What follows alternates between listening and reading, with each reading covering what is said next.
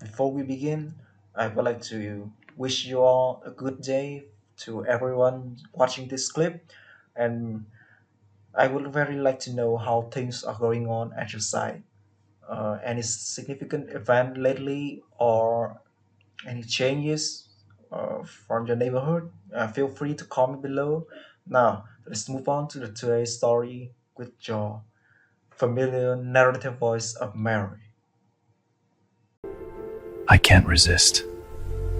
I had 3 inviolable rules. 1. Never mix business with pleasure. 2. Never trust a charming man. 3. Never, under any circumstance, get involved with Damon Cross, your boss, who also happened to be the Mafia boss, owner of the most exclusive club in the city, and the most infuriatingly irresistible man I'd ever met. He'd been hitting on me for 3 years. I always said no, I promised myself, until the day he caught me on the phone, and everything fell apart. Welcome to my library. I'm Lena, and our story is just beginning. Chapter 1. The Promise and Getting Caught. You were talking about me.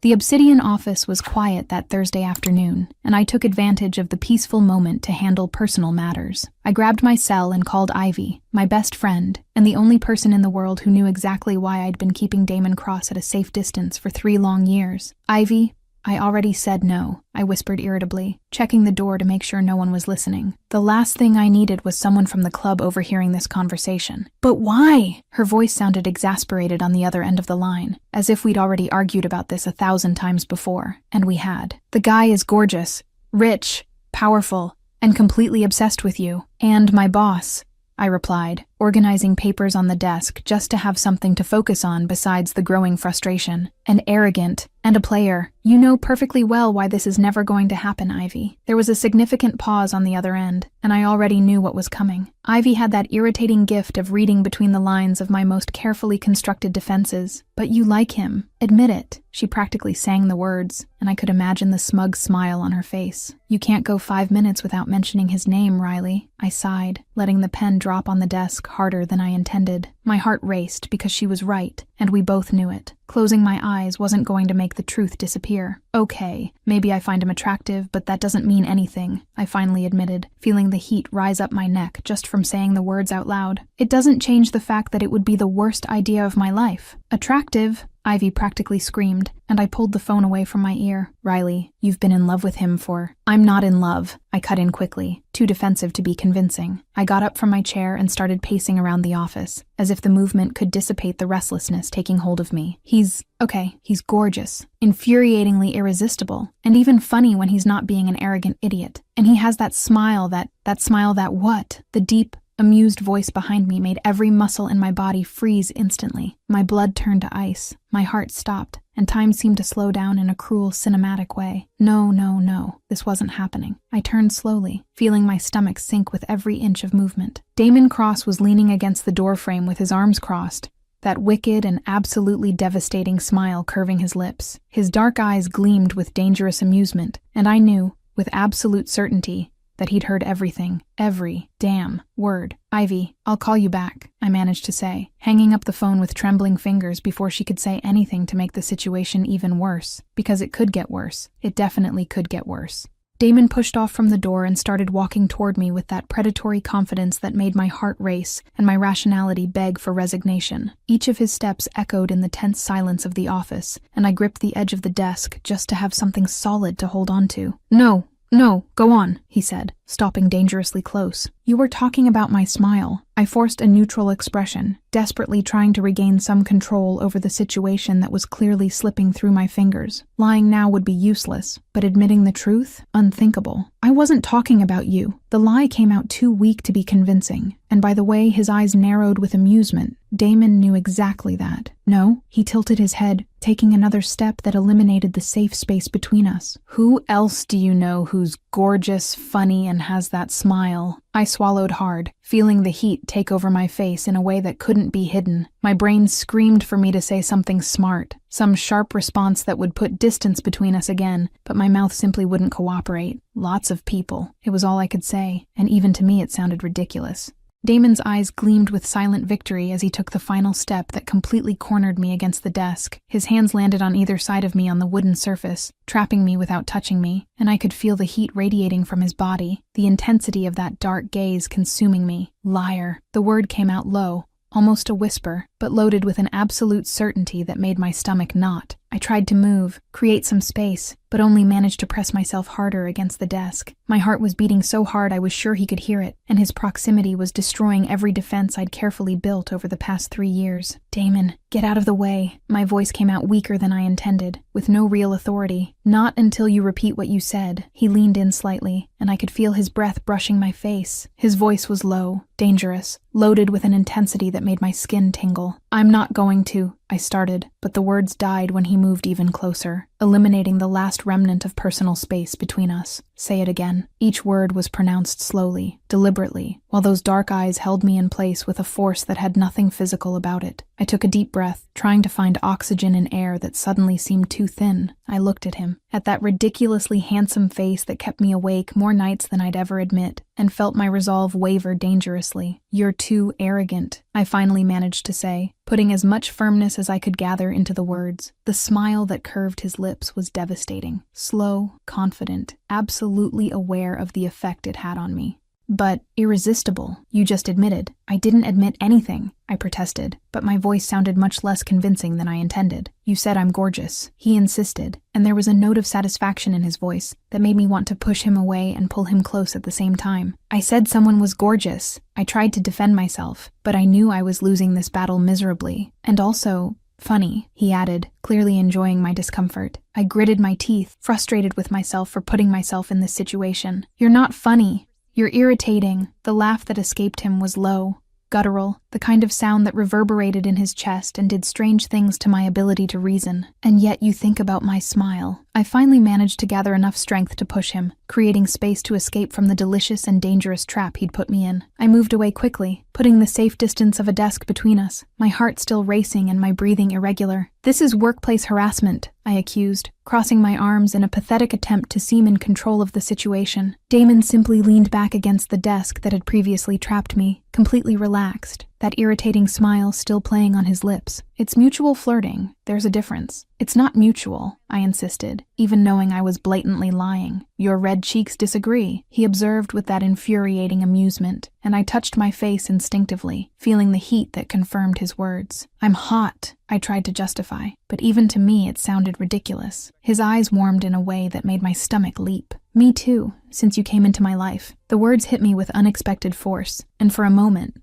just one treacherous moment, I wanted to believe them, wanted to believe this was real, that it wasn't just the challenge of conquering the only woman who told him no. But then reality came back, cold and relentless. I stopped at the door, turning to face him one last time. I needed to make this clear, put the boundaries back where they should be. Damon, stop this. His expression changed instantly, the amusement giving way to something more serious, more intense. He straightened, and for the first time in that interaction, there wasn't a trace of playfulness on his face. Why? Give me one real reason. The question caught me off guard with the raw honesty it carried. He wasn't apologizing, wasn't backing down. He was asking for the truth, and I, against all my better judgment, gave it to him. Because if I give in, I hesitated, the words stuck in my throat, fighting against years of carefully constructed defenses. I lose control of everything. Something passed across his face, something that looked dangerously close to genuine understanding. He took a step toward me, but stopped when he saw my defensive posture. What if I promise you won't lose anything? I smiled without humor, shaking my head slowly. You can't promise that. I left the office before he could respond, before I could do something stupid like believe him. But it wasn't always like this. There was a time, 3 years ago, when everything was different, when I was just a nervous girl looking for stability, and Damon Cross was just the intimidating boss I was about to meet. I remember my first day at the Obsidian like it was yesterday.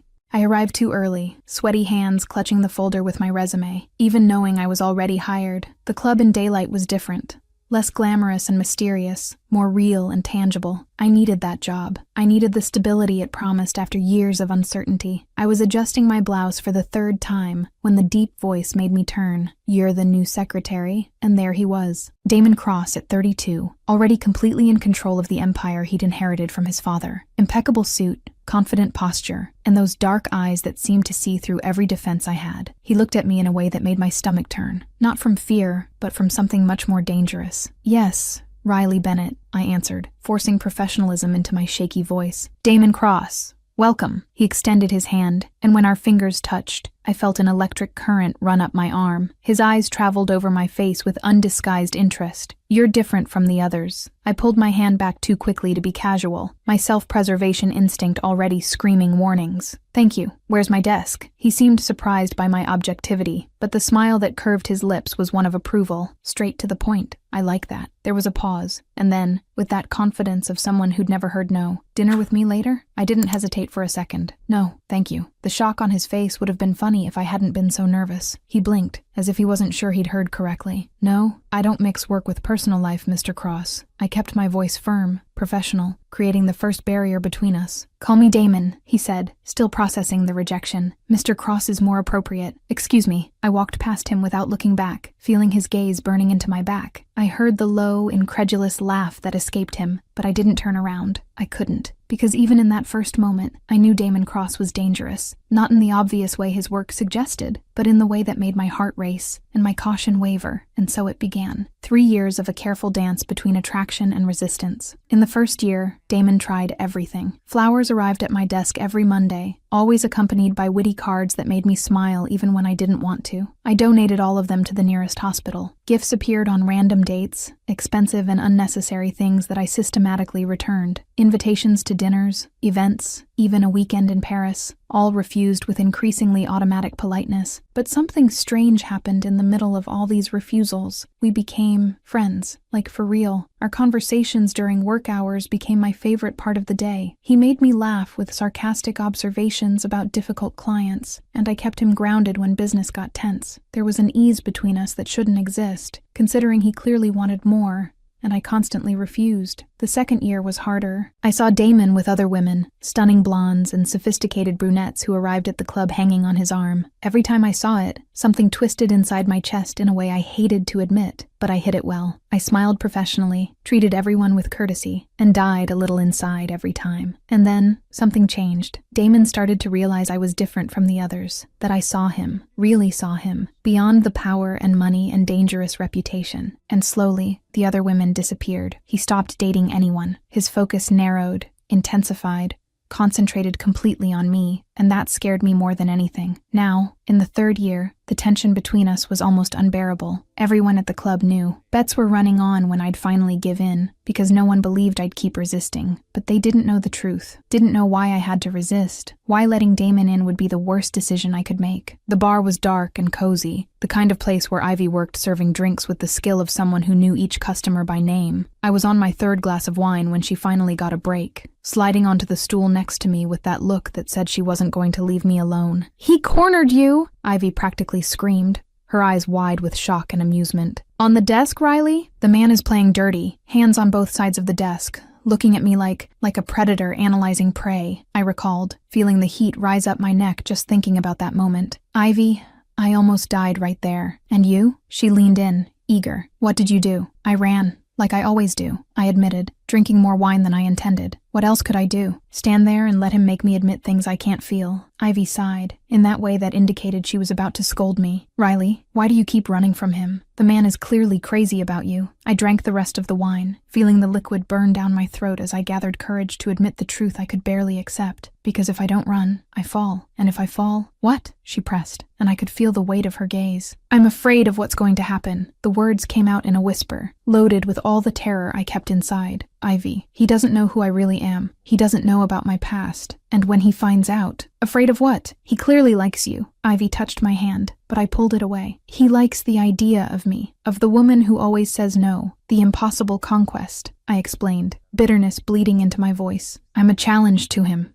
Nothing more. What if it's not just that? She questioned gently, but I was already shaking my head. I can't risk finding out. Not after everything. I looked at her, letting a little of the pain leak through. You know why, Ivy. You're the only one who knows. She nodded slowly, understanding and sadness mixed in her gaze, and we both fell silent, because some truths were too heavy to be said out loud. Meanwhile, in the Obsidian's private office, Damon poured whiskey into 2 crystal glasses, passing one to Marcus, his right-hand man, and only real friend. The frustration still burned under his skin, mixed with something more dangerous: intrigue, desire, determination. "Boss, Riley left you hanging again?" Marcus asked, accepting the glass with an understanding smile. "She didn't leave me hanging," Damon corrected, drinking the whiskey in one go. "She ran, like always," Marcus observed. 3 years, man. 3 years of you chasing after her. But today was different. Damon leaned back in his chair, that dangerous smile curving his lips. "How?" Marcus leaned in, interested. "She admitted it, even without meaning to. She admitted she finds me attractive." Damon savored the words as if they were victory. "And I'm going to use that against her." Marcus laughed, shaking his head. "You're terrible. You know that?" "Actually, I'm a strategist. There's a difference," Damon corrected, but the smile didn't waver. "Riley Bennett built walls around herself, but today I saw a crack, and I'm going to exploit it until I tear everything down." "What if she really doesn't want anything to do with you?" Marcus asked, more serious now. Damon was quiet for a moment, considering the possibility that terrified him more than any dangerous business deal. "Then I'll find out why. Because something scares her, Marcus. It's not just stubbornness, it's real fear, and I need to find out what it is." Silence settled between them, filled only by the sound of ice clinking in empty glasses. Damon looked out the window at the lit city outside, and a single certainty burned in his chest. Riley Bennett was his, always had been. He just needed to make her believe it too. Chapter 2. Games and Boundaries. Give me 1 month.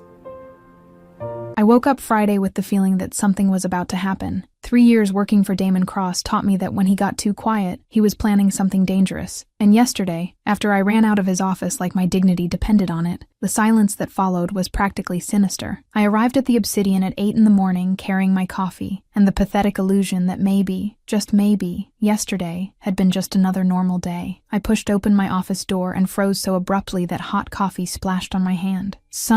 It wasn't a bouquet. Calling it a bouquet would be like calling the Titanic a little boat. It was a floral invasion, a botanical attack, practically a declaration of war disguised as a garden. Red roses the size of my head, white lilies perfuming the entire floor, pink peonies that probably cost more than my monthly salary. My desk had literally disappeared under the vegetation. "He's lost his mind," I muttered, looking for somewhere to put my coffee amid the floral massacre. Completely, irrevocably, lost his mind. I found the card hanging on a particularly ostentatious lily, that elegant handwriting I'd recognize even in my sleep. "For the woman with the smile I can't get out of my head." I sighed so dramatically that 3 petals flew off. "He doesn't give up. Is he a masochist or just incredibly stubborn? You like it?" The hot coffee was saved by pure miracle and reflexes from someone who's worked 3 years expecting scares. I turned slowly, and there was the one responsible for the floral attack, leaning against the doorframe with that smile that should come with a danger warning. Damon Cross, impeccable in a dark gray suit that probably cost more than my car, watched me as if he'd just conquered enemy territory. "Like it?" I repeated, looking at him, and then at the jungle that used to be my desk. "Damon, I can't even see my computer. There's an entire flower shop in here." "You didn't answer the question." He pushed off from the door, walking toward me with that predatory confidence that made my nervous system panic. "I'm going to donate them to the hospital," I responded automatically, already pulling out my phone. "They'll think there was a wedding or a funeral." Like always, he stopped dangerously close, so close I could smell his cologne mixed with the flowers. "But you read the card?" I turned to face him, forcing my best professional expression, the one I normally use to deal with drunk and insistent clients. "I did, and it's still inappropriate. And excessive. Seriously excessive." Damon leaned against my desk, or rather, against the mass of flowers that was my desk, making petals fall. "Riley, we passed the point of appropriate about 2 years ago, and you deserve excessive. We haven't passed anything. You're the one who insists on crossing every imaginable line." I crossed my arms,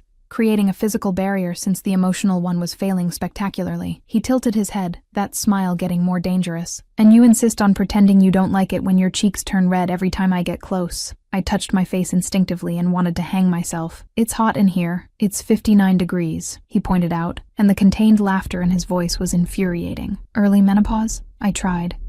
And even to me, it sounded ridiculous. The laugh that escaped him was rich, genuine, and did inconvenient things to my ability to reason.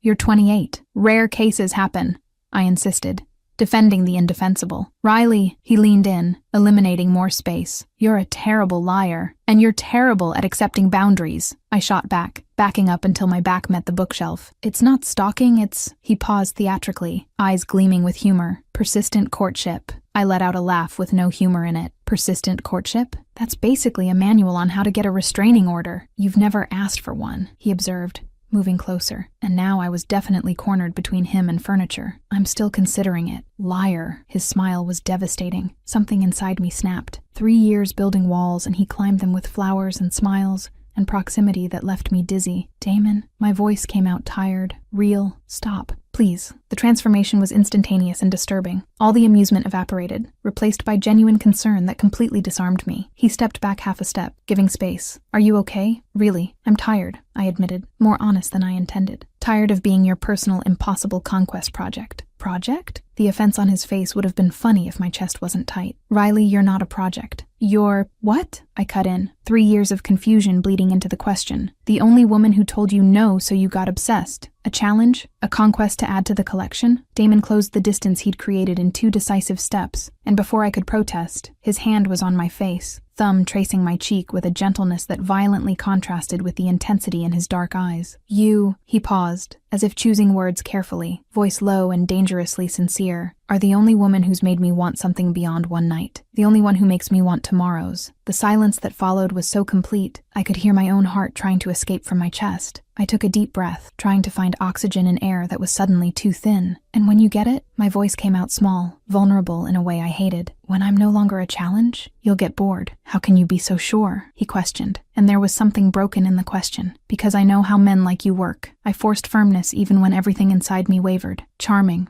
Powerful, used to getting everything. I swallowed the lump in my throat. I don't want to be just another conquest for you to forget the next week. His hand slid from my face to my chin, forcing me to look directly into those eyes that haunted me awake and asleep. You... Each word came out slow, deliberate, loaded with promise. Would never be just another one. I turned my face away, creating distance because I was dangerously close to believing. My heart was beating so hard it physically hurt. You can't guarantee that. He was quiet for an eternal moment, studying me in a way that made me feel exposed to the bone. Then, as if he'd made a monumental decision, he spoke. Then let me prove it. I looked at him, suspicious. How exactly do you plan to prove that? More flowers? A band? Skywriting? The smile that curved his lips was slow, dangerous. Give me a month. A month of what? You officially stalking me instead of unofficially. Of letting me court you for real, without you running like a scared rabbit every time I get close. He explained, and there was sincerity and hope mixed in. If at the end you genuinely don't feel anything, I stop.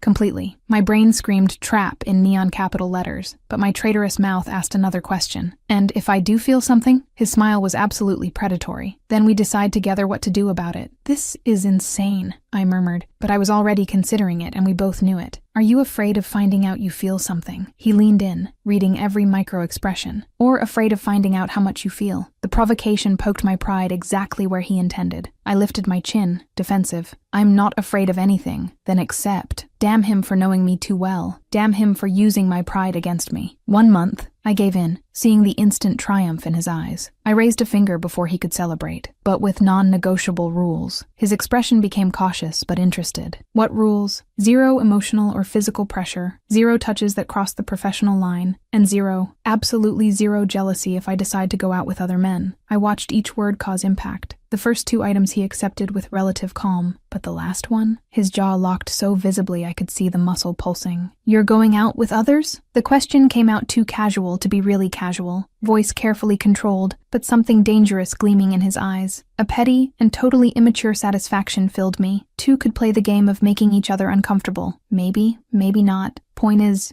you can't make a scene if I am. The silence stretched, tense as a violin string about to break. Finally, he nodded, stiff. I accept your rules. Seriously? I couldn't hide my surprise. The smile that emerged was absolutely dangerous, loaded with confidence that should worry me. Yes, but I also have one non-negotiable rule. I should have anticipated this. Of course, he'd have a counterpart, which is brutal and complete honesty. He moved closer again, invading my personal space with irritating ease. If you feel something, anything, you admit it. No running, no lying, no hiding. It was fair, infuriatingly, impossible to argue. Fair, and probably impossible for someone who'd spent 3 years running from feelings. Okay, I accept. I extended my hand formally, as if we were closing a corporate merger, and not an agreement that would probably destroy all my defenses. Damon looked at my hand and laughed. Genuinely amused sound. So formal. But he shook it anyway, fingers wrapping around mine, and the electric current that passed through my arm should be studied by science. He didn't let go immediately, thumb tracing circles on the back of my hand in a way that definitely violated the appropriate touches rule. We start today. Loaded pause. Lunch with me? I hesitated exactly 2 seconds before giving in. Okay, but casual restaurant nearby. Nothing with menus without prices. Done. He finally released my hand, fingers sliding over mine too slowly to be accidental. The Italian restaurant on the corner from the Obsidian was everything fancy places weren't. Worn wooden tables, red and white checkered tablecloths, wonderful smell of garlic and basil floating in the air, along with lively conversations in Italian. It was my kind of place. And seeing Damon Cross, exclusive club owner and mafia boss, sitting in a slightly crooked chair under natural window light was surreal. You look out of place, I observed, accepting the laminated menu, like a wolf in a henhouse, or more precisely like a man in a $3,000 suit in a $20 restaurant. He looked around,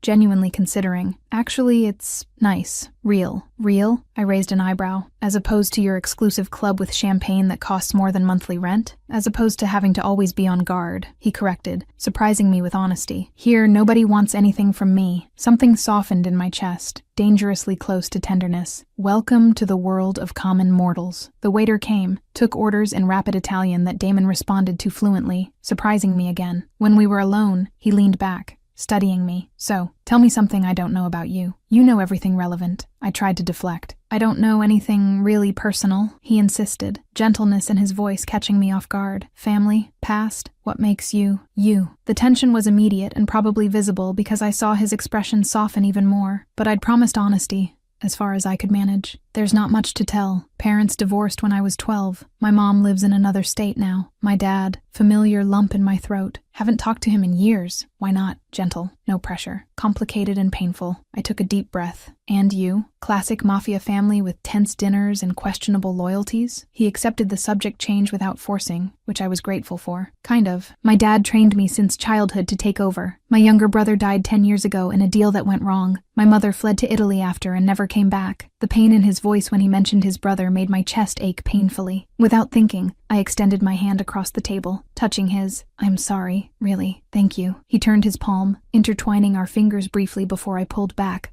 Heart racing. He was 23. I was 25 and should have protected him better. It wasn't your fault, I said firmly, surprised by the intensity of the conviction. He looked at me, something vulnerable in his eyes. Did you always want to work in a nightclub, or was it circumstance? Circumstance and desperation, I admitted. I needed financial stability urgently, and the Obsidian paid well. And now? Is it still just about money? The question caught me off guard with its sincerity. I looked at him, at that face that haunted my thoughts awake and asleep, and risked the truth. No, now I like the work, the people I met.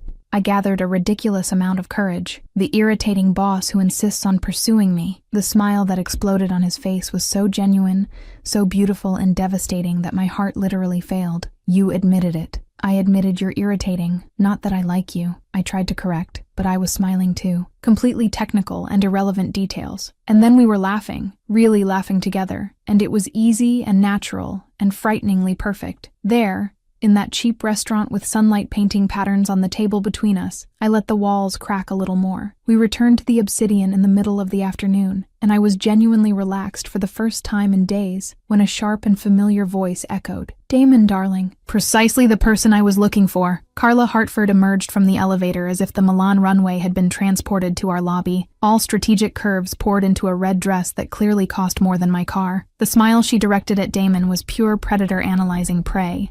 And the look she shot me was so cold it nearly caused hypothermia.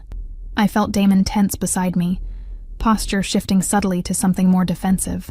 Carla, his voice came out professional, almost cold. She practically purred, approaching with a sway that defied the laws of physics and gravity. We need to talk about the contract, darling. It's urgent. Schedule a meeting with Riley, he responded, not moving an inch toward her. Carla practically ground her teeth under her plasticized smile. Your secretary? I thought we could talk in a more private way. Perhaps over dinner. Something hot.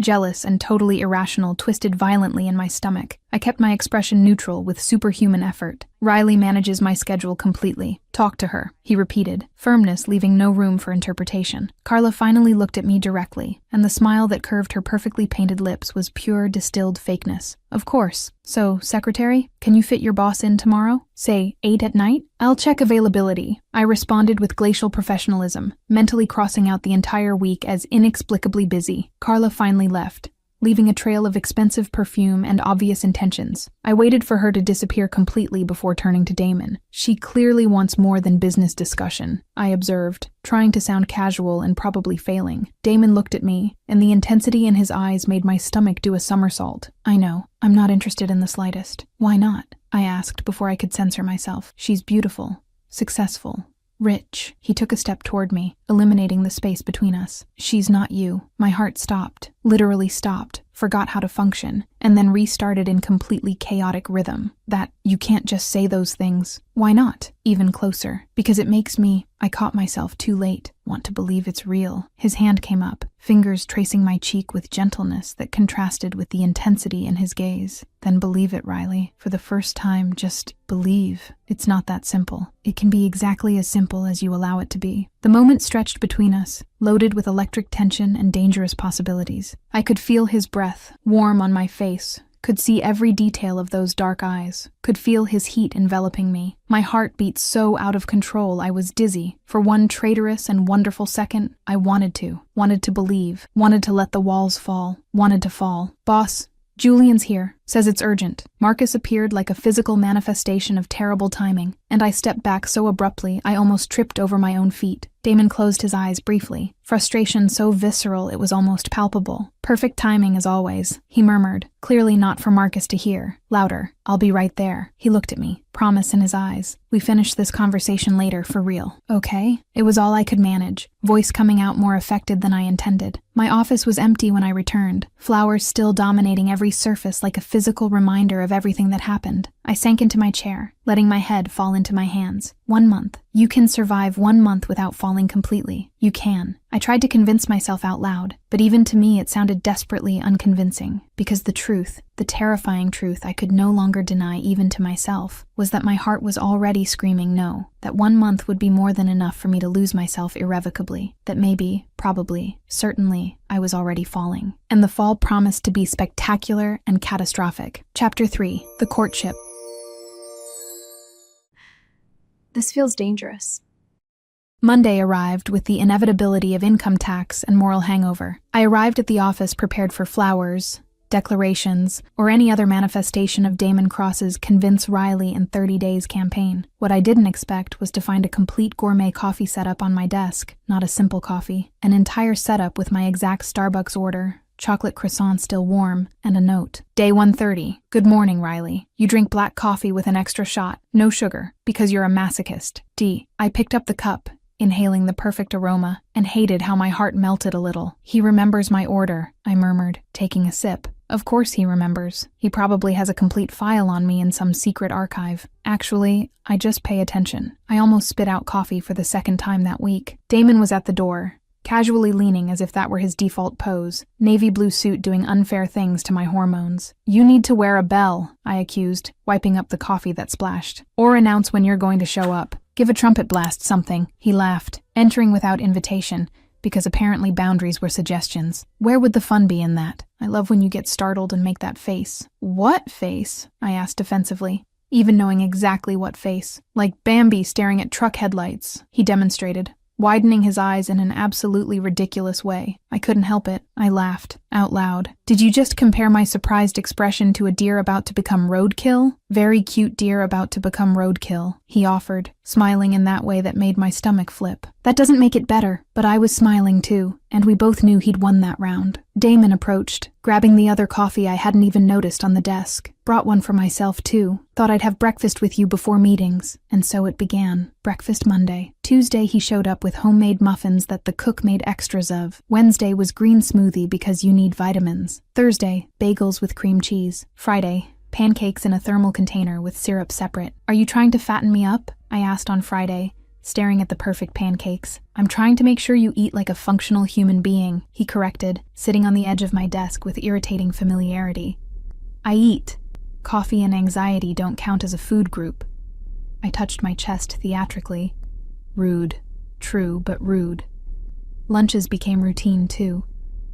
Casual restaurants always, because Damon learned quickly that I hated pretentious places. Monday was Mexican, where he watched me eat tacos with not very elegant enthusiasm. Tuesday was burgers, where we discussed terrible movies we secretly loved. Wednesday was Thai food so spicy that we both cried and laughed simultaneously. "Are you okay?" I managed to ask between tears and laughter, seeing Damon red-faced and visibly suffering. "Perfectly. Fine," he gasped, drinking water desperately. "This is delicious. If we ignore that my mouth is on fire. I warned you it was extra spicy. I thought you were exaggerating." More water. "You weren't exaggerating. I never exaggerate about spicy food. It's a matter of honor." Thursday was Italian again. Our place. And Friday. Damon simply asked, "What do you want to eat today?" The question caught me completely off guard. "You're letting me choose?" "It's always been you choosing," he pointed out, genuine confusion on his face. "I just suggested and waited for you to approve or veto." Something warm and dangerous bloomed in my chest. He had been paying attention. Real, genuine attention. Not just to what I said, but to what I didn't say too. "Sushi," I decided, testing. "There's this tiny place nobody knows about near the harbor." "Perfect. No hesitation. Let's go." And it was perfect. He ate too much wasabi trying to impress and turned red again. I laughed so hard I cried. He stole my last sashimi, and I retaliated by stealing his sake. It was easy, dangerously, frighteningly easy. But of course the universe wasn't going to let things just be easy. "Damon!" Carla Hartford appeared in the hallway. Tuesday afternoon like a physical manifestation of bad timing and too expensive perfume. Emerald green dress, strategic neckline, smile that promised things that definitely weren't about business. "Still haven't scheduled our dinner?" She practically purred, touching his arm in an absolutely unnecessary way. I was 10 feet away organizing files, definitely not listening, definitely not getting irrationally irritated by perfectly manicured hands on his arm. Like I said, talk to Riley about my schedule. Damon removed his arm subtly but firmly. "But darling, this is something delicate that perhaps needs to be discussed in a more private environment." Her tone left absolutely clear that private came with insinuations. Something green and ugly twisted in my stomach. Jealousy. Ridiculous. Irrational. Intense jealousy. "I don't mix business with—" Damon paused, looking directly at Carla. Wrong intentions. Her face turned red under the impeccable makeup. "I don't know what you're talking about. I think you know perfectly well," he said calmly, but there was steel in his voice. "If it's about the contract, schedule with Riley. If it's about anything else, I'm not interested." Carla looked at me then, pure venom in her eyes. "I see. You're busy with other distractions." "Riley is not a distraction." Damon's voice became dangerously low. "And I strongly suggest you be more careful with your words." She left furiously in heels that cracked like gunshots. Silence filled the hallway. Slowly, I turned to find Damon watching me. "You didn't have to do that," I said, even though I was grateful he had. "Yes, I did." He approached. "And I want you to know, you're not a distraction, Riley. You're the most important person in my life right now." My heart simply stopped functioning properly.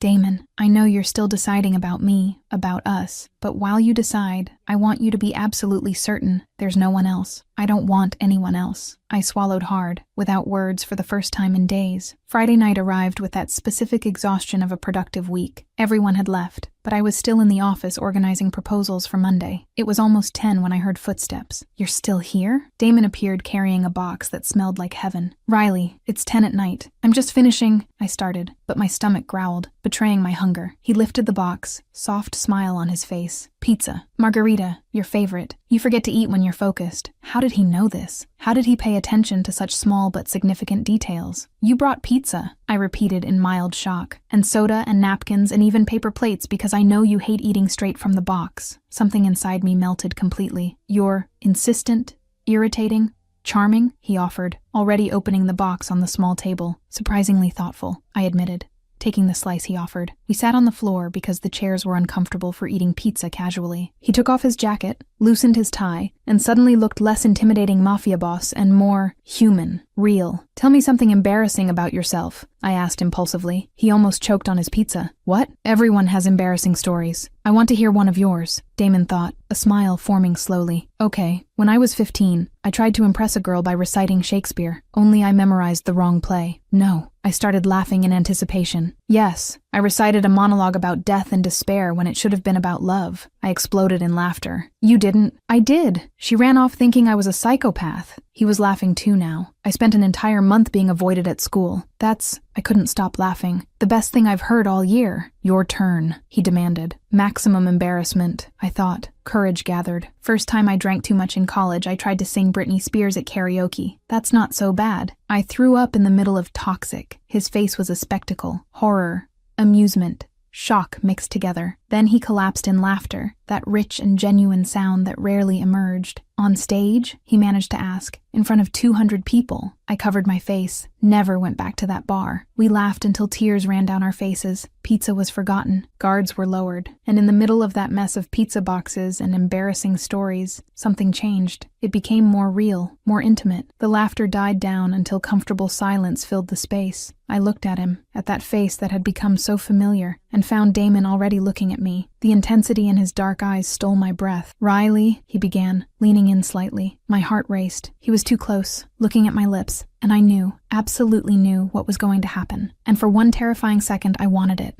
Wanted it so badly it physically hurt. But then reality hit. Too fast. Too soon. Too scary. I pulled back so abruptly I almost knocked over the soda. I need to go. It's late. The disappointment on his face was visceral. Riley, thanks for the pizza. I grabbed my purse with uncoordinated movements. See you Monday. I left before he could respond, before I could change my mind, before I could do something stupid like stay. In the car, hands shaking on the steering wheel, I took a deep breath. Week 1 complete, I murmured to the emptiness. 3 to go. You're completely screwed. Because if 1 week had left me like this, laughing at silly stories, eating pizza on the floor, almost kissing him, what would 3 weeks do? The answer terrified me. Chapter 4. Jealousy and Truths.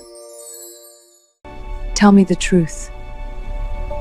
Week 2 started with a stupid and impulsive decision. Seeing a message from Daniel, a college friend who had just moved back to the city, should have given me pause. Accepting to go out to dinner with him? That's where the stupidity came in. It's just dinner, I told Ivy on the phone Tuesday morning, already regretting it. We've been friends for years. You're testing Damon, Ivy accused with that irritating perception. You want to see if he really respects the rules. I'm not testing anyone, I lied shamelessly. Daniel is a friend. Friends have dinner together. It's completely innocent and normal. Uh-huh. And have you told Damon yet? Guilty silence. Riley, I don't need to ask permission. He agreed to the rules, I defended, even knowing I was being childish. Zero jealousy, remember? You're going to cause an international incident, Ivy predicted ominously, or at least an incident involving a mafia boss having a breakdown. He'll be fine, I insisted, ignoring the growing nervousness in my stomach. Spoiler, he definitely was not fine. Wednesday night, moderately fancy French restaurant. I was talking with Daniel about old times when I felt it. That sensation of being watched, specifically by intense dark eyes I'd learned to recognize even in my sleep. I turned my head slowly, half expecting, half dreading. And there, 3 tables ahead, was Damon Cross, alone, black suit, jaw locked so tight I could see it from where I sat, eyes fixed on me with intensity that should come with a danger warning. Shit, I murmured. What? Daniel followed my gaze. Girl, that guy is looking at you like a possessive owner analyzing a threat to his property, I completed, watching Damon stand up. Yeah, that would be my boss. Your boss looks like he's about to commit murder. Excellent perception. Damon crossed the restaurant with that predatory walk that made waiters instinctively move aside. He stopped beside our table, polite smile that didn't come close to reaching his eyes. Riley, what an unexpected coincidence. His voice came out too controlled. Dangerous. Damon, I forced casualness. Is this a coincidence or are you following me? I have dinner here every Wednesday. Blatant lie. You know that. I didn't. He'd never mentioned it. He was definitely lying. Daniel, brave or suicidal, extended his hand. Daniel Martinez, Riley's college friend. Damon looked at the hand like it was a venomous snake before shaking it. Grip clearly harder than necessary by the way Daniel flinched. Damon Cross, Riley's employer. The tension was so thick it could be cut with a dull knife. We need to talk, Damon said, finally, looking only at me. Now, I'm busy, I responded, even as my heart raced dangerously. Having dinner with a friend. Riley, just my name, but loaded with warning. You know, Daniel stood up, clearly reading the room. I just remembered I have a thing in the morning, early. He looked at me apologetically. We'll talk later. Daniel, you don't have to. Yes, I do. Good night. He practically ran, leaving me alone with Hurricane Damon, who immediately took the vacant seat, staring at me with intensity that made my breathing fail. You're jealous, I accused, because offense was the best defense. Obviously, I'm jealous, he exploded, control finally breaking. You're having dinner with another man. A friend, I corrected, even as part of me was secretly satisfied with the reaction. Daniel is a friend who was looking at you like he wanted to be much more than that. You're being ridiculous. I'm being honest. Damon leaned in, invading my space across the table. You're mine, Riley. Something hot and rebellious exploded in my chest. I'm not anyone's, especially not yours. Not technically yet, but emotionally, you already are, and we both know it. The words hit me like a physical punch, because he was right. Damn him, but he was right. You agreed to the rules, I reminded, voice weaker than I intended. Zero jealousy. I agreed. Before I understood that seeing you with another man literally kills me inside, he admitted, raw and vulnerable. Sorry for not being superhuman, Riley. Silence fell between us, loaded with everything we weren't saying. The restaurant continued around us, but it could have been just the two of us in the universe. Why are you here? I finally asked. Softer. Really, because the idea of you with someone else makes me crazy. Brutal honesty in his eyes. Because in 2 weeks, you've become the most important thing in my life. And because I'm terrified I'm going to ruin this by being exactly what I'm being right now. Possessive and irrational. My heart melted completely. Damon, come with me. He extended his hand. Please, just come. I should have said no. Should have maintained boundaries. But I put my hand in his, and he pulled me out of the restaurant before I could rethink it. Where are we going? I asked 15 minutes later, when Damon's car stopped in front of a luxurious residential building. My place. He got out, opening my door. I want to show you something. Nerves danced in my stomach as I followed him. Private elevator went straight up to the penthouse. When the doors opened, my breath caught. The apartment was not what I expected. Yes, it was luxurious, but also personal. Photos on the wall, books everywhere, comfortable mess of someone who actually lived there. You're the first person I've brought here, Damon said behind me, besides Marcus and my mother. I turned, surprised. Why? Because this is my real space. Not the image, not the character. Just me. He walked to the huge window with a view of the city. And I want you to know the real me. All of me. Something tightened in my chest as I approached. We stood side by side looking at the city lights. Comfortable silence between us. I've never wanted anyone the way I want you, he confessed softly, still looking ahead. Never felt this. This need to be better. To be worthy. Damon, you're a mafia boss. A criminal. A dangerous man. He finally looked at me. I'm not good, Riley, but with you, I want to be. Tears burned unexpectedly. I'm afraid. Of what? He turned completely, hands on my shoulders. Of ruining everything, I admitted, voice breaking. Of you finding out who I really am and what? Changing my mind? He held my face, forcing me to look into those eyes. Riley, it doesn't matter what you think you need to tell me. It won't change how I feel. You can't know that. Yes, I can, because I've already spent 2 weeks getting to know you. The real you. And I'm more in love now than I was the first day. The world stopped. You, what? Panic crossed his face as he realized what he'd said. Shit, that's not how I meant to. Too soon. But I wasn't running. For the first time, I wasn't running. My heart beat out of control. My entire body trembled, and before I could think better of it, I leaned forward. The distance between us shrank, breaths mixed, lips inches from each other. I could feel his heat, see every detail of those dark eyes wide with surprise and hope. And then reality hit me like a brick. The past, the secret, everything he didn't know. I pulled back so abruptly I almost tripped, hands shaking. I can't. Not yet.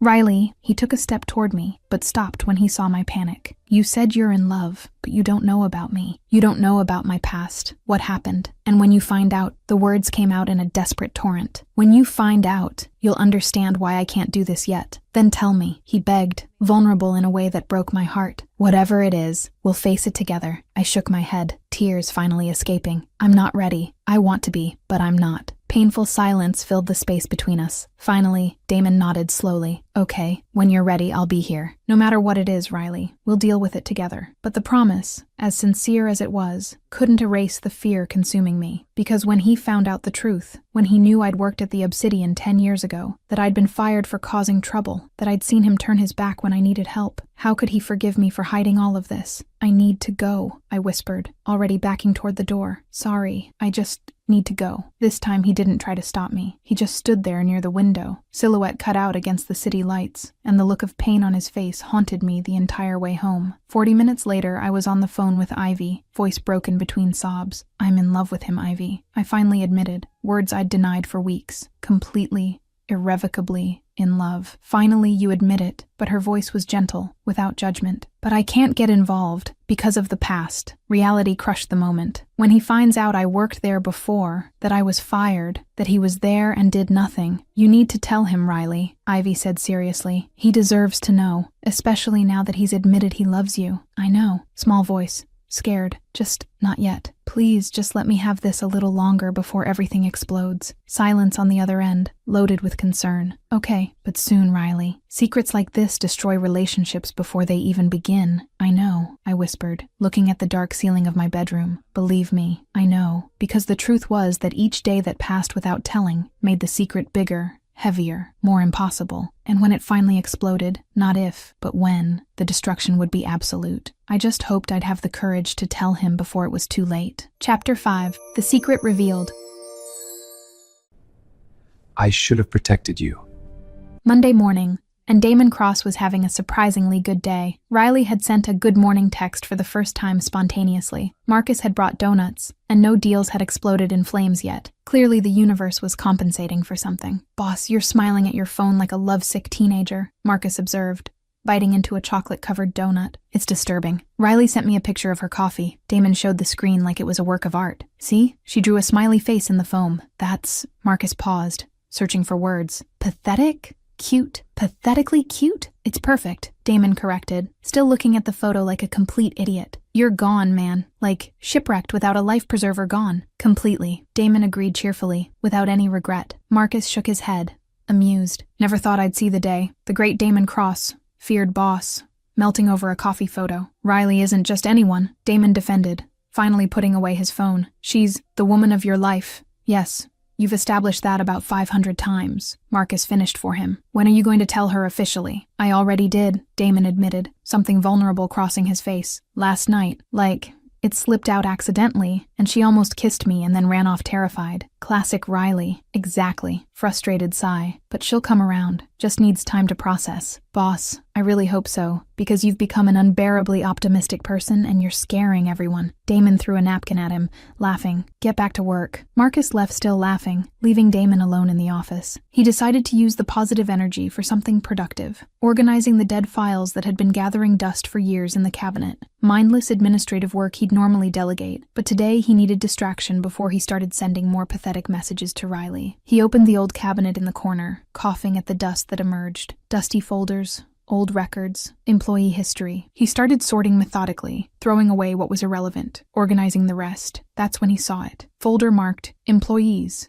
10 years ago. Simple curiosity made him open it. Old ID photos, faces he didn't recognize, forgotten names of people who worked at the club when he'd just taken over and his father still controlled everything with an iron fist. He flipped through absently, half paying attention, until the photo that made his world stop completely. Young girl. 16, maybe 17 years old. Obsidian waitress uniform. Shorter hair, younger face, but those eyes. He'd recognize those eyes anywhere. At any time. Name on the tag, Riley Bennett. The air was sucked from his lungs. His hands trembled holding the photo, brain trying to process information that didn't make sense. Riley worked here, 10 years ago, when he was 25 and was gradually taking control from his father. She was 17 and a waitress. And he didn't remember her, didn't remember anything. With his heart racing dangerously, Damon continued reading the file. Employment status, dates, notes, and then he saw it. Terminated after incident with VIP client. Complaint filed without processing. Official reason.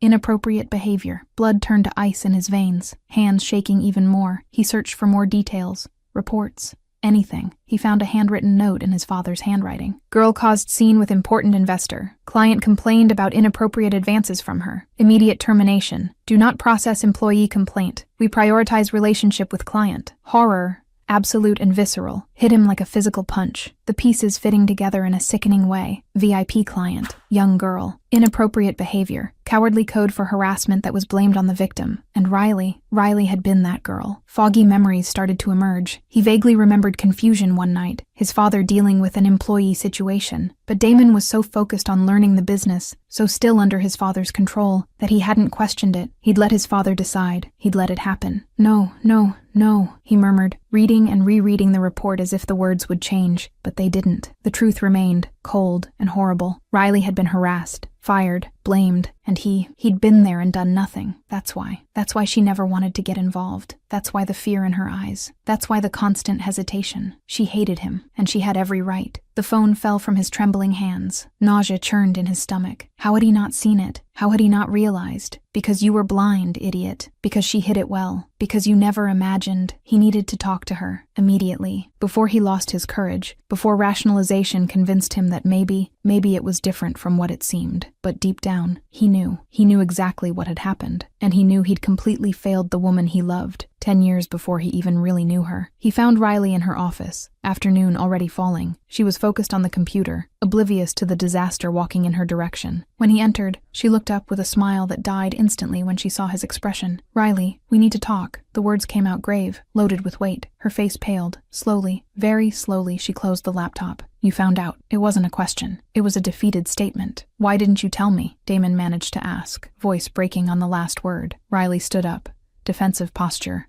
Arms crossed like a shield. "Tell you what exactly, Damon? That I worked here 10 years ago as a teenage waitress? That I was harassed by a drunk client your father considered more valuable than a 17-year-old employee? That I was fired and blamed for inappropriate behavior when the only crime I committed was defending my own dignity?" Each word was like a blade, cutting deeper. "Riley, I didn't know. You were there," she exploded, tears already shining in her eyes. "You were the owner's son. I saw you that night when security escorted me out, and you did nothing. I was 25 years old," Damon defended desperately, knowing he sounded pathetic. "My father controlled everything. I had no real power yet. I was learning, obeying, but you had a voice." The tears flowed freely now. "You could have said something, could have asked what really happened. But you stayed silent while I was humiliated and blamed for being a victim." Damon took a step toward her, hands extended in plea. "I don't specifically remember you. There were hundreds of employees. My father managed everything and I trusted him blindly. But I remember you," Riley sobbed, voice breaking completely. "I remember looking at you, silently begging for help, for someone to believe me. And you just turned your back and let it happen." The pain in her voice destroyed him. Damon felt his own tears burn. "Riley, I'm sorry. God, I'm so sorry. I was young, stupid, a coward. And now?" she challenged, wiping tears furiously. "Now what are you? Different?" "Yes," the word came out with desperate force. "I am different. When my father died, I changed everything in this club. Zero tolerance for harassment, real protection for employees, fair processes. I learned, Riley. I learned the worst possible way, but I learned. But it doesn't change the past." Her voice came out small, broken. "It doesn't change what happened to me." "I know," Damon whispered, complete devastation taking over. "I know, and I'd give anything to go back and do it differently." Heavy silence fell. Riley stared at him, eyes red and full of pain. "Is that why you came back?"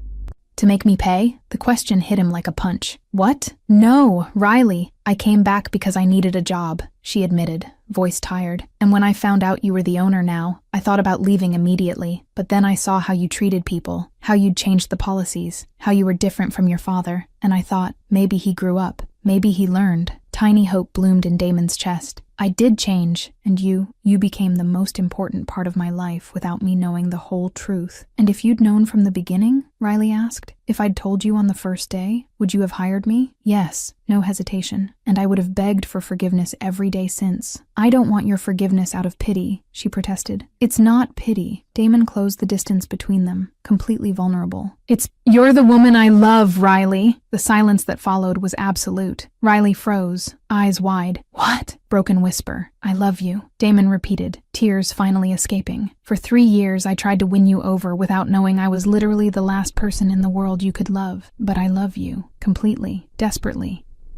And the idea that I hurt you, even without knowing, kills me." "Damon." Her voice came out strangled.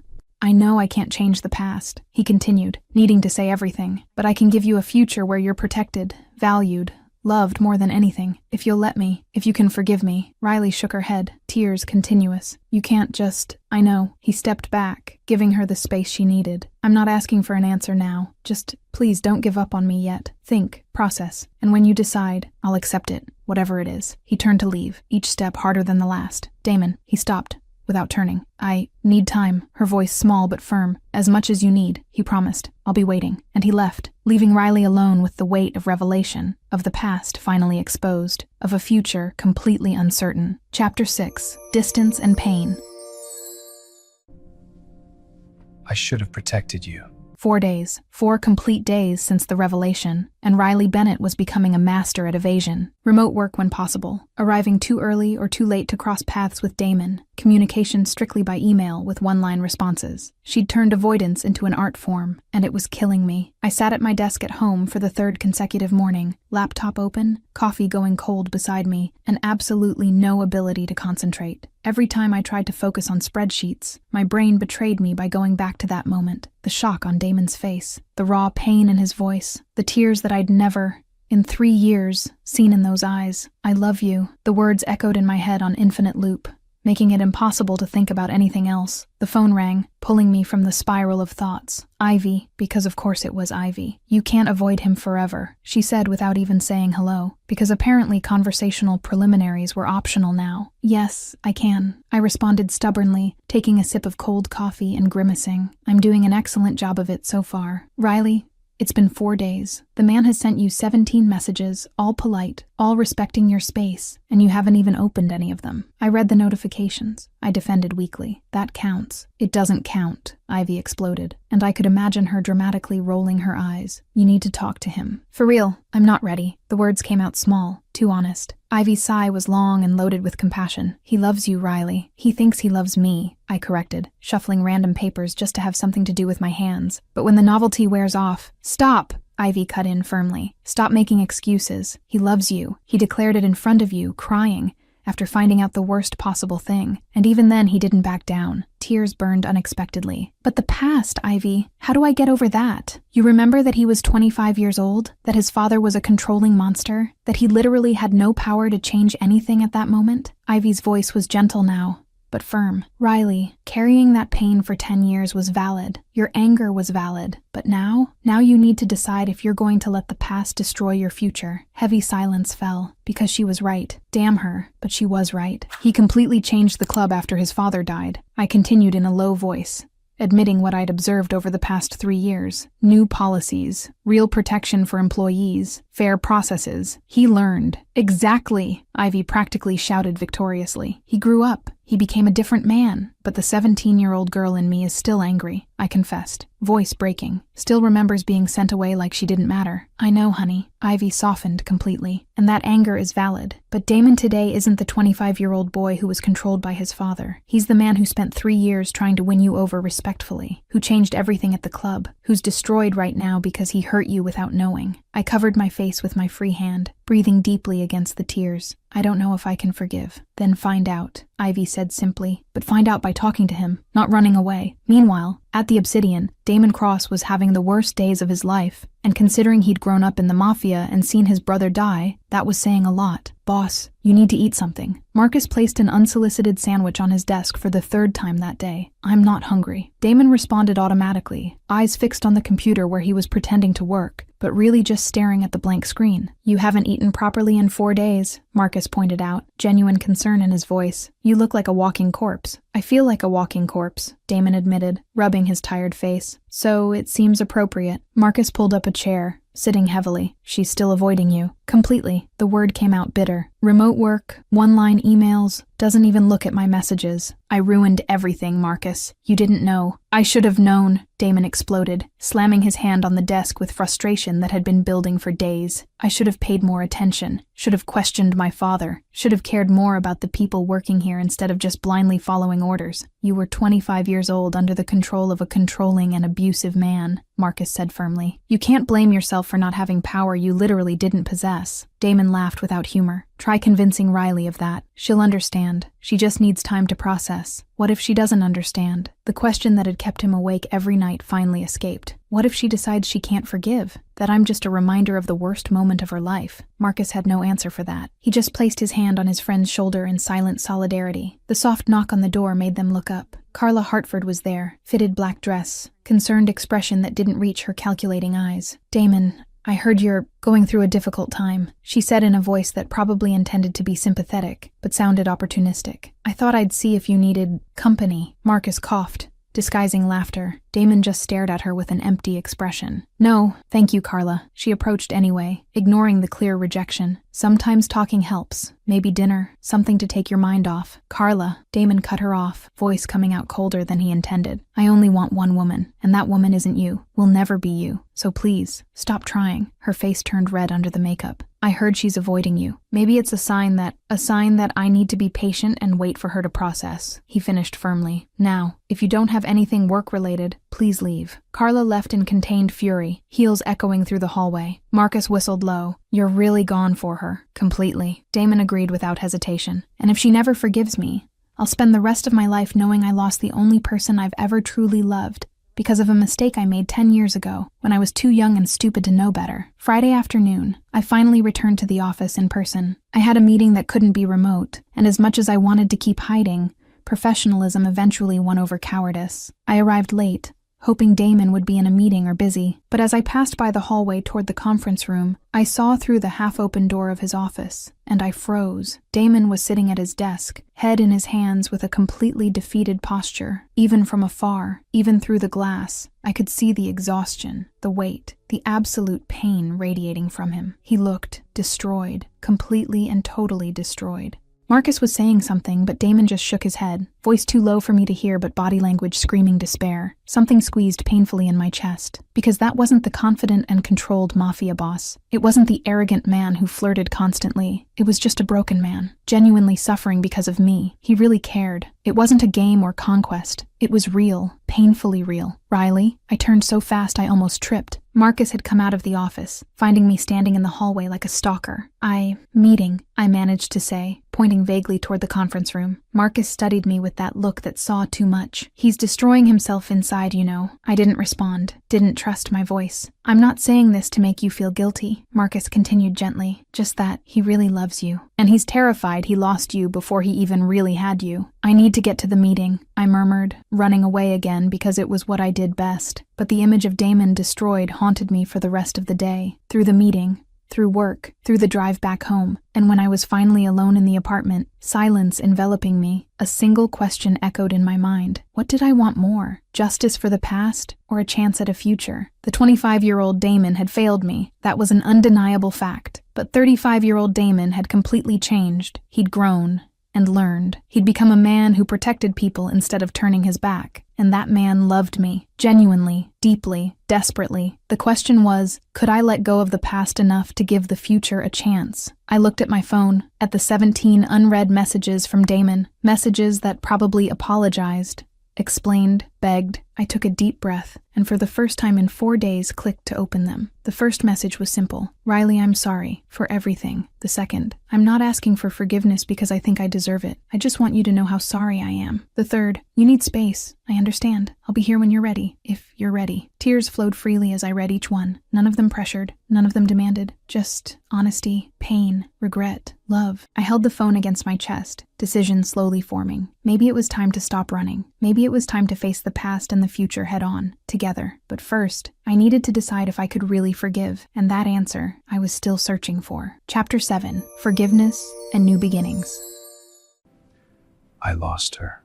I'm here now. Monday morning, 6 days after the revelation, I was standing in front of the Obsidian building with the same feeling as when I was 17, about to enter for the first time. Fear, determination, and the absolute certainty that my life was about to change completely. The difference was that this time, I was choosing the change. I spent the entire weekend thinking, crying, remembering, and finally processing. I talked with Ivy for hours. I read and reread each of Damon's messages. I looked at the 17-year-old girl who had been treated unfairly, and at the 28-year-old woman who had the chance to choose the future instead of staying trapped in the past. And I chose. I entered the building, ignoring the curious looks from staff who had probably noticed the tension of the past week. I walked straight past my office, straight down the hallway, and stopped in front of Damon's office door. Through the glass, I saw him sitting at his desk, looking at documents, but clearly not processing anything. The shadows under his eyes were deeper than on Friday. The suit, always impeccable, was slightly wrinkled. He looked exactly like I felt, exhausted from carrying emotional weight too heavy. I knocked on the door before courage could abandon me. His head shot up so fast it probably caused whiplash. His eyes met mine through the glass, and the expression that crossed his face, hope mixed with absolute fear, almost made me cry right there. "Come in." His voice came through the door, hoarse from disuse or emotion. I couldn't tell. I opened the door with hands that trembled only a little. I entered, closed it behind me, and then we just stared at each other, the weight of 10 years and 6 days hovering between us like a physical entity. "We need to talk," I finally managed to say, voice coming out firmer than I felt. Damon stood up so fast the chair rolled backward, hitting the wall. "Riley,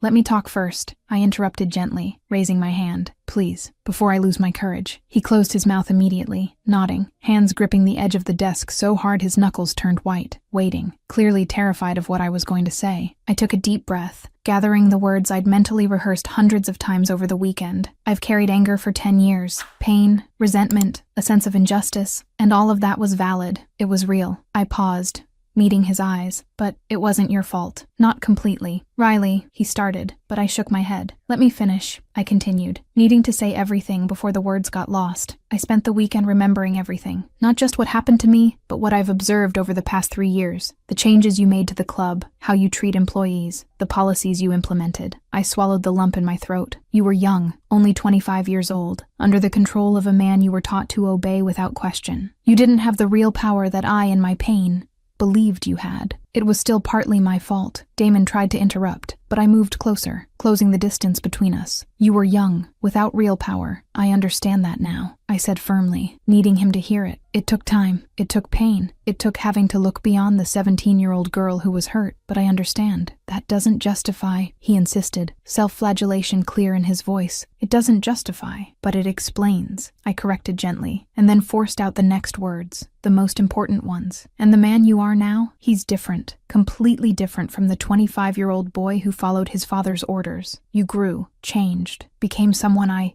stopped, courage wavering at the crucial moment. "Someone you what?" Damon whispered, dangerous hope gleaming in his dark eyes. The tears I'd held back all week finally overflowed. "Someone I can forgive, who I do forgive." The sound that escaped him was half laugh, half sob. "Riley, I forgive you, Damon," I repeated, each word deliberate and meaningful, "for not knowing better when you were 25, for having to learn the hard way, for not having the strength to confront your father when you should have." Shaky breath. "And I love you too." The silence that followed was so absolute I could hear my own heart beating out of control. Damon stood completely still, as if he'd forgotten how to breathe, just staring at me with an expression of complete shock. "You what?" he finally managed, voice breaking on the last word. "I love you," I repeated, stronger now, more certain. "I've probably loved you for longer than I want to admit. I fought against it for 3 years because I was terrified, but I don't want to fight anymore. I don't want to run anymore." And then Damon moved. He crossed the distance between us in 2 long strides, hands going to my face with desperate urgency, pulling me up as he leaned down, and our lips finally met. The kiss was everything 3 years of unresolved tension and 10 years of pain could create. Desperate, intense, almost violent in the need to be closer, to erase all distance, to prove this was real. His hands were in my hair, on my waist, everywhere at once, pulling me against him as if he was afraid I might disappear. My own hands clutched at his suit, fingers twisting the fabric, holding on to him with equal force. He kissed like he was dying and I was air, like he'd waited a lifetime for this moment. And maybe he had. Maybe we both had. When we finally pulled apart, both gasping, he kept his forehead pressed against mine, hands still holding my face like I was something precious and fragile that could break. "I love you," he whispered against my lips, voice hoarse and loaded with emotion. "God, Riley, I love you so much it hurts." "I know," I responded, because I knew that feeling. I'd lived with it for 3 years. "I feel the same way. I'm going to spend the rest of my life making it up to you," he promised, dark eyes burning with sincerity. "For everything, for my mistakes, for the pain I caused." I kissed him again, softer this time, silencing the self-flagellating words. When I pulled back, I held his face with my own hands. "Or you could just love me." The smile that lit up his face was so beautiful, so genuine and radiant, it took my breath away. "I can do both." "Then do it," I whispered, smiling too, finally, truly happy. He pulled me back, and this time the kiss was different, still intense, still full of need, but but it also had promise. It had future. It had healing. When we eventually separated again, more from the need for oxygen than real desire, Damon guided me to the couch in the corner of the office. We sat together, my body automatically curving against his arm wrapping around me and pulling me closer. "I can't believe this is real," he murmured against my hair, lips pressing a soft kiss there. "I was so sure I'd lost you forever." "You almost did," I admitted honestly, tracing random patterns on his chest. "If you were a different man, if you hadn't changed the club, if you hadn't spent 3 years showing me who you really are, I wouldn't have been able to forgive. But you did," he said, wonder in his voice. "I did," I confirmed, "because you're more than your mistakes. You're more than your past. You're the man who grew from those mistakes, who learned, who changed." I looked up, meeting those eyes I loved. "And that man, I want to be with him forever?" he asked, vulnerable in a way he rarely showed. "Let's start with today and see where it takes us," I responded, but I was smiling. "But yes, I'd very much like it to be forever." The kiss he gave me then was soft, reverent, a promise sealed without words. When we separated, we just sat together in comfortable silence. The weight I'd carried for days, weeks, years finally lifted. "Riley," Damon said after a long moment. Thank you." His voice was thick with emotion. "For giving me a chance, for forgiving me, for loving me despite everything." I squeezed his hand, intertwining our fingers. "Thank you for waiting, for respecting my space, for becoming a man worth loving." We stayed like that, intertwined on the couch in his office while the morning sun painted patterns on the wall. And for the first time in 10 years, the past didn't hurt anymore. It was still there, still part of my story, but it no longer had power over me. I had chosen forgiveness. I had chosen love. I had chosen the future. And looking at Damon, seeing the absolute love in his eyes, I knew I'd made the right choice. Chapter 8. Together and Challenges. Over my dead body. "So, you two are dating now, officially?" Marcus was leaning against my office doorframe with that irritating smile that indicated he already knew the answer and just wanted to see me admit it out loud. It was Tuesday, 2 days after the kiss that changed everything, and apparently the entire club had decided privacy was an optional concept. "Maybe," I responded, trying to sound casual while organizing papers that definitely didn't need organizing. "Riley, I saw you two kissing in the hallway yesterday," he pointed out, amused. "Like a lot of kissing. There was grabbing involved." My face instantly turned red. "That was a private moment. In the main hallway, at 3 in the afternoon, in front of 4 employees and 1 client. Marcus counted on his fingers. "Very private." "We thought it was empty," I defended, remembering how Damon had cornered me against the hallway wall because he needed to kiss me immediately, and how I'd agreed too enthusiastically to check for witnesses. Clearly it wasn't. He laughed. "But seriously, it's good to see you two finally together. Boss is unbearably happy. Yesterday he was singing in the elevator." I blinked. "Damon sang? Off-key, but yes," Marcus confirmed solemnly. "It was traumatic for everyone present." I couldn't help the laugh. "Okay, I need to see that. Trust me, you don't." But he was smiling too. "Anyway, Julian's arriving for a meeting in 10 minutes. Boss wants you there." The mention of Julian, Damon's business rival and generally a professional pain in the neck, made my stomach tighten slightly. "Why me?" "Because you're his executive secretary, and because he basically doesn't function without you around now." Marcus offered a look that said, "Do you really need to ask?" Fair enough. The conference room was tense 10 minutes later. Julian Marks was a man in his mid-40s. Expensive suit, arrogant little smile, and an irritating habit of looking at me like he was calculating my resale value. "Damon," he greeted with false familiarity. "And Riley Bennett. Executive secretary, correct?" "Correct," I responded professionally, ignoring how he said my full name with strange emphasis. "Bennett," Julian repeated, as if testing the word. Familiar name. Very familiar, actually. Something cold ran down my spine. Damon visibly tensed beside me. "Let's get to the point, Julian," he said, voice controlled but with underlying steel. "You requested this meeting." "Ah, yes.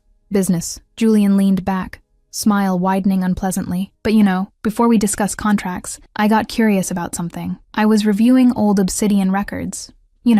Basic due diligence, and I found an interesting file." My blood froze. "No, he couldn't have. Employee terminated 10 years ago for misconduct with a VIP client." Julian continued, eyes fixed on me like a predator. "Riley Bennett. Same person, correct?" The silence that fell was absolute. I looked at Damon, who had become completely still, jaw locked so tight I could see the muscle pulsing. "Careful with the next word that comes out of your mouth," Damon said low. "Dangerous." "Oh, no offense." Julian raised his hands in false surrender. "I just found it interesting, especially considering I heard rumors that you two are involved now." The smile became more malicious. "I imagine certain clients, investors, Maybe even the press would find this story fascinating. Club owner dating an employee who was fired for misconduct. I wonder what they'd think. The fury that crossed Damon's face was visceral. He stood up so abruptly the chair fell backward with a crash. Are you threatening me? I'm offering perspective, Julian corrected softly, but there was triumph in his eyes, and perhaps suggesting that certain contract terms could ensure this perspective remains private. Get out, Damon said, voice low and lethal. Now, before I do something we'll both regret. Damon,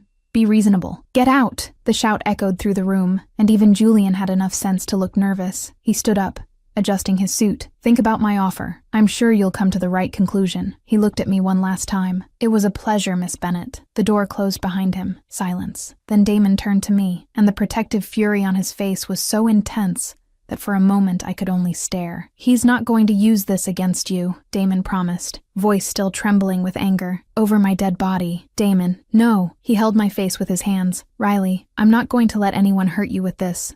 Ever. Not again. Something warm bloomed in my chest. I know, but Julian wasn't the only problem, because of course he wasn't. Carla showed up at my office on Thursday with a snake's smile and perfume so strong I could practically see it. Riley, darling, she said too sweetly. I heard the most interesting rumors. Carla, I greeted without looking up from the documents. Need something? I just came to give some friendly advice. She sat down without invitation. Woman to woman. That made me look up. Advice? About Damon. She crossed her legs, studying her perfect nails. Men like him, they get bored, you know. Today you're an exciting novelty, but tomorrow, she shrugged delicately, he'll be looking for the next challenge. Something in my expression must have changed, because she smiled wider. I'm not trying to hurt you, darling. Just being realistic. She continued, you're a secretary. He owns an empire. Do you really think it'll last? For a second, just one traitorous second, doubt tried to seep in. Then I remembered. I remembered the way Damon looked at me, the way he'd fought for me, the way he loved me, completely and desperately. I smiled, and it was genuine. I trust him, Carla. She blinked, surprised. What? I trust him, I repeated.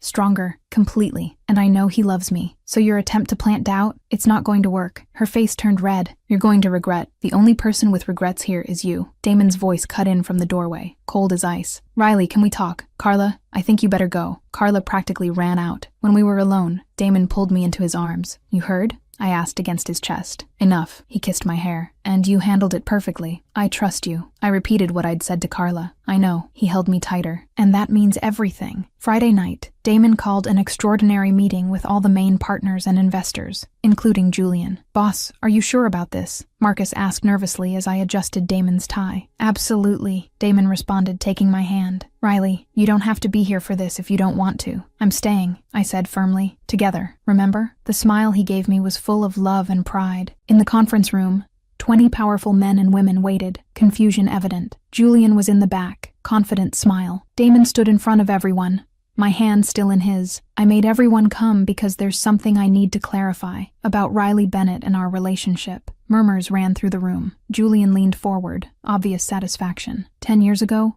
Riley worked here as a waitress. She was 17 years old. Damon began, voice clear and firm. She was harassed by a VIP client. She fought back, screamed, and was fired and blamed for misconduct because my father prioritized money over justice. Shocked silence. Julian stopped smiling. I was 25 years old. I had no real power yet, and I was too much of a coward to confront my father. He continued, brutal honesty. Riley was a victim, and I completely failed her. He looked at me, absolute love in his eyes. But now I protect her. Always. And anyone who tries to use her past against us, he looked directly at Julian, will find out exactly how far I'm willing to go for her. Damon, this is, Julian started, panic emerging. It's over, Julian, Damon cut in. You tried to blackmail me using her trauma. I'm terminating all business with you. Effective immediately. You can't. I can, and I just did, Damon said finally. Leave. Julian left, destroyed. The room exploded in murmurs. Damon turned to me, ignoring everyone else. Together, I smiled, tears of happiness in my eyes, always together. And when he kissed me there, in front of everyone, there was no shame, just love, protection, and the promise of a future built on truth. Finally, there was peace. Chapter 9. Forever. Will you marry me? Yes, I will. 6 months later, and I honestly still couldn't believe this was my life. I was in my office, which now had a plaque saying, Riley Bennett, executive partner, instead of just secretary, finishing reports before the weekend when Damon appeared in the doorway with that smile that meant he was planning something. "Don't even think about it," I warned without even looking up. "I have work to finish. It's Friday night, your birthday." He entered anyway, because boundaries were still suggestions to him. "And you're going to work?" "I'm having dinner with Ivy later." "She canceled," he informed cheerfully. I asked. She enthusiastically agreed. Something about finally, and it was about time. I looked up, highly suspicious of conspiracy. "Damon Cross, what did you do?" His smile became even more suspicious. "Come with me and find out." 20 minutes later, I understood why the Obsidian parking lot was too empty for a Friday night, because the entire club was closed. Low lights, soft music playing, and absolutely no one but the two of us. "You closed the club?" I asked, incredulous. "On a Friday night?" "Damon, the revenue can wait." He guided me through the main hall to the VIP area that had been transformed into something out of a dream. Candles everywhere. Red roses, because he never gave up on flowers even after I'd donated millions of them, and a table set for two with food from my favorite Italian restaurant. "This is," I had no words, literally had no words, "for you," he said simply, pulling out my chair, "because you deserve to be celebrated, always." Dinner was perfect. We talked, laughed, reminisced about the past 6 months of dating that had been chaotic, wonderful, and completely ours. But I noticed Damon was nervous. His hands trembled slightly when he held his glass, and he kept adjusting his tie like it was too tight. "Are you okay?" I asked when we finished dessert.